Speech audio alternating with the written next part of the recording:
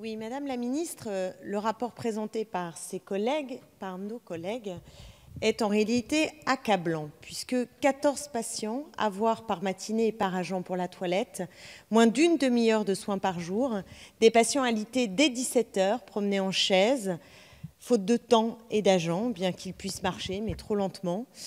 Nous parlons des 720 000 personnes âgées bénéficiant de soins. 83% d'entre eux sont reconnus en forte perte d'autonomie. 70% ont besoin d'aide pour s'alimenter. Ils ne sont pas seulement des chiffres, ils sont nos aînés et ont le droit au respect. Quant au personnel, il porte notre honte à tous, notre incapacité à traiter dignement, à accompagner ces anciens qui ne réclament que la dignité.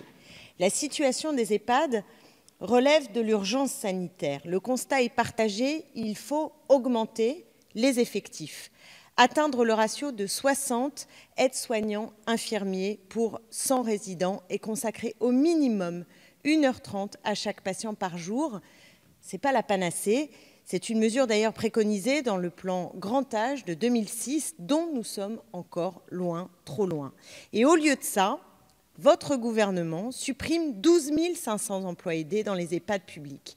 Et les 50 millions d'euros débloqués récemment, c'est tout simplement une goutte d'eau face à la perte de 200 millions d'euros de dotation publique.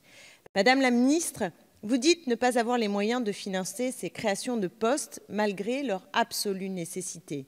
Vous demandez au personnel des EHPAD de faire la même chose, en mieux, avec moins de moyens et pour toujours plus de patients.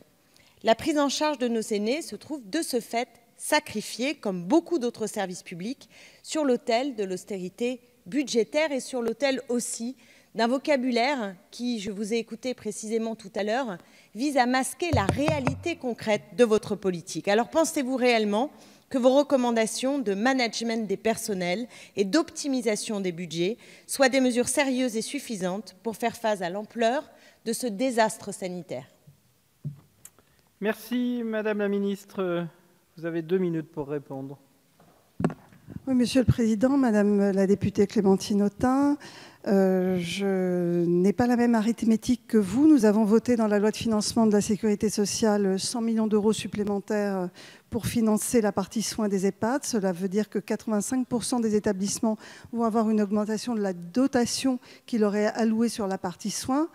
Je l'ai dit, sur l'ensemble du quinquennat, sur l'ensemble de la période, c'est 438 millions d'euros qui vont être dédiés à la partie soins en EHPAD. Ça correspond à la création de 20 000 postes ETP, auxquels j'ai rajouté 10 millions d'euros de financement de postes d'infirmières de nuit pour cette année, et auxquels j'ai rajouté par ailleurs 50 millions d'euros pour des financement dédié à l'investissement pour les EHPAD les plus en difficulté.